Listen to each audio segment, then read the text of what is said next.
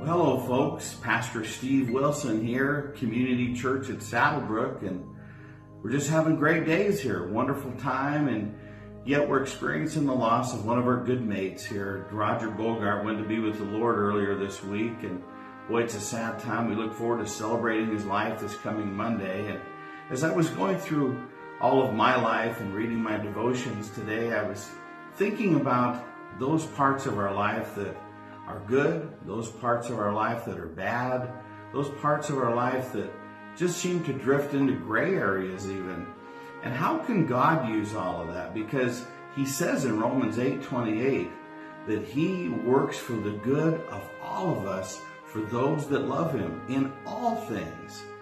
And I think about the times that we go through tough times, we sometimes try to push it down, we try to forget it, we try to never look at it again. And you know, God can use those days. He can use those times that were really, really tough in our life. I remember running into a lady one time who was at a youth camp. I was speaking there, and she had tattoos all over her arms, and she was just really a different looking lady for a church camp type of person. And I got to talking with her, and she told me about the days that she rode with a motorcycle gang, and they had committed all kinds of crimes, and she was involved in many of them. But, you know, throughout the journey, she came to know the Lord in a little country church, and she left that old life behind, and she came to work at a church camp. And she said, I could have repressed all those memories, but, you know, I use those to benefit the girls at the camp today so I can turn their life into a place and areas that they never want to go.